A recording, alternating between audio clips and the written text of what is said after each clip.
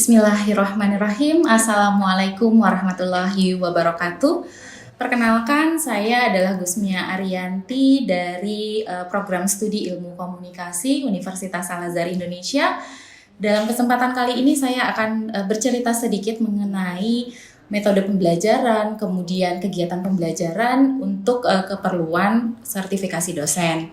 Di dalam sertifikasi dosen yang akan saya jelaskan sekarang ini adalah pada bagian Dharma mengenai pengajaran. Di sini saya akan bercerita salah satunya mata kuliah yang akan saya ampu. Jadi selama 1 tahun atau 2 semester di Prodi Ilmu Komunikasi, saya mengampu beberapa mata kuliah. Salah satunya adalah metode penelitian komunikasi untuk bidang PR. Nah, di dalam mata kuliah MPK kuantitatif di PR ini akan ada beberapa mata kuliah yang menjadi mata kuliah prasyaratnya. Di antaranya adalah metode penelitian komunikasi, kemudian statistik sosial, pengantar ilmu komunikasi, dan teori komunikasi. Nah, beban dari mata kuliah ini adalah sebanyak 3 SKS, dan mata kuliah ini berada pada semester 3 juga. Nah, mata kuliah ini juga menjadi salah satu prasyarat untuk mahasiswa bisa mengambil mata kuliah seminar komunikasi nanti di semester 6. Sedikit rincian bagaimana mata kuliah ini atau deskripsi dari mata kuliah ini adalah merupakan mata kuliah pengantar atau introducing terhadap metodologi penelitian dalam bidang komunikasi. Nah, karena ini adalah mata kuliah yang di bawah peminatan, kalau di Prodi Ilmu Komunikasi Universitas Al-Azhar ada 3 peminatan, maka salah satunya adalah Public Relations, sehingga mata kuliah metodologi penelitian komunikasi di bawah bidang PR gitu. Nah, dalam metode penelitian komunikasi ini membahas lebih lanjut mengenai penelitian komunikasi dalam bidang kuantitatif. Dan melalui mata kuliah ini, mahasiswa juga diharapkan mampu merancang dan mempraktekkan metode penelitian kuantitatif. Mulai dari merumuskan masalah, kemudian mendesain, membuat konsep, membuat operasionalisasi konsep, perumusan variabel penelitian, hipotesis, penentuan populasi dan sampel dari penelitian, hingga analisis dan hasil penelitian. Pada akhirnya nanti mahasiswa diminta untuk membuat sebuah project riset yang luarannya berupa publikasi baik dari proceeding ataupun jurnal. Nah, metode pengajaran yang saya gunakan di dalam mata kuliah ini bentuknya adalah seperti yang berbasiskan pada paradigma student centered learning, di mana memang keterlibatan aktif mahasiswa itu menjadi poin penting di dalam mata kuliah ini. Sehingga metode yang utama yang digunakan itu adalah flipped classroom, di mana mahasiswa akan diberikan dulu mengenai materi perkuliahan, kemudian nanti mereka akan diberikan seperti formative test, dan akhirnya nanti kita akan ada diskusi di setiap pertemuan. Jadi terkait dengan penjelasan mengenai pengajaran, ada 3 aspek yang diperhatikan bagaimana seorang dosen mendeliverikan sebuah materi perkuliahan. Metode yang saya gunakan adalah saya menggunakan video pembelajaran, kemudian juga memberikan textbook yang yang digunakan berupa bahan bacaan dari yang berbahasa Inggris, karena tujuannya adalah agar mahasiswa bisa lebih aktif dalam penggunaan bahasa Inggris. Kemudian berikutnya ada metode interaktif yang digunakan. Nah, interaktif ini setiap pertemuan di dalam kelas, seperti pada saat pandemi ini kita menggunakan modul seperti Zoom ataupun Google Classmeet dan segala macamnya. Di mata kuliah ini saya memerlukan atau menggunakan diskusi berupa diskusi berkelompok di mana mahasiswa dimasukkan ke dalam grup di breakout room, kemudian mereka akan berdiskusi di sana. Dan yang terakhir assessment. Assessment ini saya berikan di awal perkuliahan, di mana kontrak perkuliahan itu terdiri dari beberapa komponen penilaian. Ada yang berupa formative test, hanya untuk mengidentifikasi pengetahuan mahasiswa, dan terakhir adalah summative test. Summative test ini memberikan poin yang besar, dan di dalam komponen penilaian akan dibagi menjadi 3. Yang pertama adalah penilaian dari sisi tugasnya, yang kedua adalah untuk ujian tengah semesternya, dan yang terakhir adalah ujian akhir semester. Di mana setiap selesai melakukan tes, maka mahasiswa akan mendapatkan feedback secara langsung, sehingga diskusi di kelas akan terjadi interaksi antara dosen dan mahasiswa berupa bentuk klarifikasi hasil tes yang mereka lakukan. Penasaran bagaimana perkuliahan ini berlangsung? Mungkin kita akan segera simak bagaimana video pembelajaran saya selama sinkronus dengan mahasiswa di kelas. Kesalahan pengetikan dalam berita pemilu 2014. Ya udah di kesalahan pengetikan di pemilu 2014. Tidak dilihat 2019, tidak dilihat lagi 2000, misalnya nanti 2024 misalnya. Itu tidak dilihat lagi gitu. Tapi yang hanya dilihat adalah yang di 2014 misal, ya. Tapi bedanya dengan time series, kalau time series itu berderet waktu. Misalnya bagaimana angka atau bagaimana jumlah mahasiswa, peningkatan jumlah mahasiswa yang mendaftar di Universitas Al-Azhar. Saya akan lihat data itu dalam bentuk tahun 2020 misalnya, 2021, 2022, 2023. Nanti trennya akan seperti apa? Nah, itu yang disebut sebagai time series. Ya, gunanya untuk melihat tren biasanya, membuat forecasting ya, ramalan kira-kira ke depan akan seperti apa gambarannya. Nah, seperti itu kalau berdasarkan deret waktu. Nah, kalau pengumpulan data itu sebenarnya ada ada beberapa bentuk. Ada observasi, kemudian ada tes, kemudian ada FGD. Ya, observasi itu bisa teman-teman lakukan pengamatan. Teman-teman punya panduan pengamatannya, punya lembar pengamatannya, punya checklistnya, punya catatan kejadian. Jadi tidak hanya sekedar kalau misalnya turun lapangan, udah saya lihat-lihat aja gitu, nggak gitu. Tapi ada hal-hal yang perlu diperhatikan. Biasanya sih kalau observasi ini untuk ilmu-ilmu eksakta ya, seperti penyakit dan segala macamnya itu diobservasi dulu. Kemudian tes, nah ini ada pretest, ada post-test. Jadi kalau misalnya nanti teman-teman mau melakukan bagaimana sih perubahan perilaku seseorang ketika diberikan perlakuan terhadap sebuah informasi misalnya, akan dilihat bagaimana sebelum dan bagaimana sesudahnya. Itu tes. Kalau kita sebut sebagai penelitian eksperimen, nanti akan kita pelajari setelah TS. Kemudian ada FGD, ya ini fokus group discussion, di mana nanti ada diskusi, tapi lebih fokus dan secara mendalam tentang satu objek tertentu saja. Yang akan diberikan case-nya, kemudian itu didiskusikan secara bersama-sama. Oke. Oh, sorry, ini pengumpulan data yang pertama tadi ada wawancara, ada kuesioner ya, ada wawancara ya seperti yang kita lakukan. Bahasanya harus jelas, ada ketegasan isi dalam periode waktu tertentu. Tujuannya hanya satu ya, sesuai dengan penelitian kita, belum bisa masalah kenapa gitu. Kemudian bebas dari asumsi, bebas juga dari saran. Jadi kita sebagai seorang peneliti harus objektif, kita nggak boleh menggiring opini orang gitu ya, atau opini narasumber kita.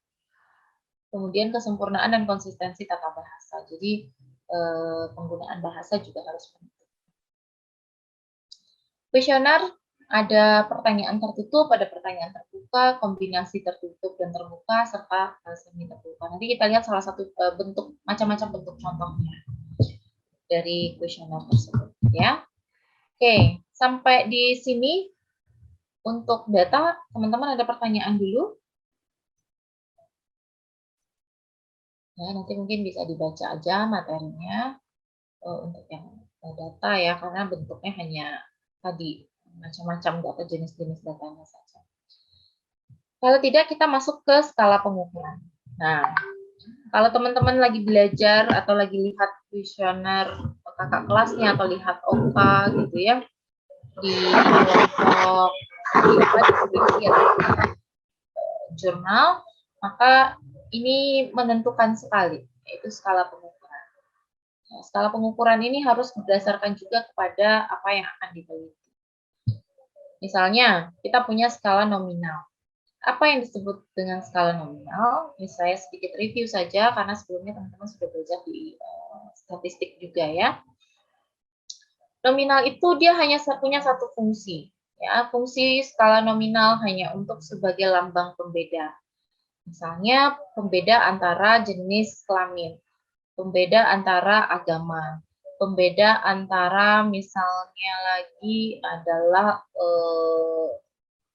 pekerjaan, atau pembeda lagi untuk misalnya kalau teman-teman mau ngambil atau mau mengumpulkan informasi terkait dengan asal sekolah misalnya, atau asal wilayah, itu hanya membedakan antara jenis kelamin laki-laki dan perempuan, agama Muslim, Islam, Kristen, kemudian Hindu dan segala macamnya, kemudian pekerjaan sebagai pegawai negeri sipil, ASN atau BUMN atau apapun gitu ya, itu hanya sebagai pembeda. Jadi fungsi nominal ini hanya satu teman-teman, dia hanya berfungsi sebagai lambang pembeda saja. Berbeda dengan skala kita yang ordinal. Kalau ordinal dia punya dua fungsi. Selain dia sebagai pembeda, fungsi yang keduanya dia punya peringkat. Bagaimana peringkat? Misalnya kita lihat dari pendidikan. Jadi 1 untuk SD, 2 untuk SMP, 3 untuk SMA, 4 untuk perguruan tinggi, misalnya seperti itu. Jadi nggak boleh dibalik, tetapi dia punya tingkat-tingkatannya, ya. Sama juga dengan pangkat, atau sama juga dengan kepuasan. Misalnya survei seperti ini, excellent, good, fair, dan poor. Misalnya gitu. Ini ada tingkatannya. Beda dengan tadi nominal. Kalau nominal dia hanya sebagai pembeda, sedangkan kalau ordinal dia punya peringkat, dia punya level-levelnya. Itu yang disebut sebagai skala ordinal. Kemudian skala yang ketiga dan yang keempat itu ada skala interval. Nah, interval ini adalah skala yang punya 3 fungsi. Selain dia sebagai lambang pembeda, dia juga memiliki peringkat dan dia juga menunjukkan jarak. Ada intervalnya. Ya, ada intervalnya. Seperti apa? Seperti usia, kemudian suhu, ya. Kuncinya adalah nilai 0 itu merupakan nilai yang tidak mutlak. Artinya suhu 0 derajat itu ada suhunya. Gitu. Usia 0 tahun ada usia. Ya. Berbeda dengan rasio. Kalau rasio nilai nolnya itu mutlak. Contohnya dari berat badan, tinggi badan, kemudian hal-hal yang sifatnya ada nilai nol yang merupakan nilai titik mutlak, atau kalau nol itu ya udah nggak ada, itu rasio. Biasanya untuk penelitian-penelitian di sosial kita hanya ada di nominal dan ordinal serta interval, ya. Rasio itu jarang. Ini kalau skala rasio, maka kita harus mengkonversikannya kembali. Itu yang harus dilakukan biasanya di statistik, ya, nanti akan kita baca. Nah, ini yang tadi skala pengukuran nominal, ordinal, interval, rasio. Kalau rasio itu dia punya semuanya, sebagai pembeda iya, urutan tingkat iya, interval iya, titik iya, 0 itu merupakan nilai yang mutlak. Ya. Nah, kalau kita melakukan penelitian,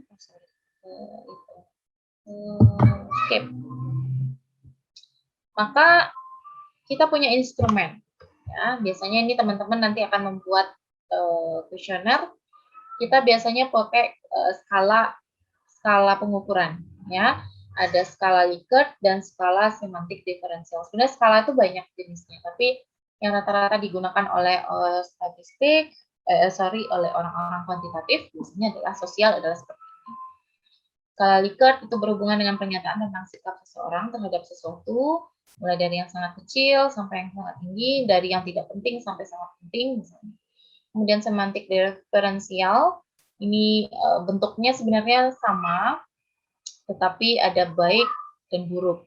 Ya, 3 dan 2-nya tidak diberikan penjelasan selayaknya skala Likert. Nanti orang tinggal pilih aja, kalau misalnya saya merasa, oh kurang baik deh, saya di angka 2 aja. Atau saya merasa cukup baik, oh saya di angka 3 saja. Saya merasa baik banget, maka saya di angka 4. Misalnya seperti itu. Ya, itu skala pengukuran yang digunakan di dalam instrumen penelitian. Oke, teman-teman sampai di sini ada pertanyaan? Kalau tidak ada, mungkin saya lanjut lagi. Nah, sekarang kita masuk ke populasi dan sampel. Ya, populasi ini merupakan poin penting untuk ditentukan, terutama teknik penarikan dan segala macamnya, karena dia menjadi kunci kita untuk mengumpulkan data. Ya, untuk penelitian kuantitatif, populasi dan sampel ini merupakan hal yang penting untuk diperhatikan. Oke, populasi diartikan sebagai sekumpulan unsur atau elemen yang menjadi objek penelitian. Ya, yang merupakan satuan analisis, misalnya orang ataupun mahasiswa atau ibu-ibu atau apa gitu, ada satuan analisisnya. Populasi itu merupakan himpunan semua hal yang ingin diketahui. Apa yang pengen kita tahu? Dari berbagai macam penelitian yang sudah teman-teman submitkan, ada yang menelitinya tentang mahasiswa, ada yang menelitinya tentang keluarga, ada yang menelitinya tentang anak-anak, ada yang menelitinya tentang siswa dan segala macamnya. Maka populasinya ya apa yang ingin kita teliti, apa yang ingin kita ketahui. Tadi bisa berupa kumpulan semua kota, ya, semua wanita, semua perusahaan, semua orang, semua mahasiswa, dan semua yang ingin kita. Demikian pemaparan mengenai metode pembelajaran, kemudian asesmen yang dilakukan dalam mata kuliah metodologi penelitian komunikasi PR. Diharapkan dengan adanya video ini menggambarkan bagaimana proses pembelajaran mulai dari delivery, interactions, and assessment yang dilakukan dalam proses pembelajaran. Terima kasih. Wassalamualaikum warahmatullahi wabarakatuh.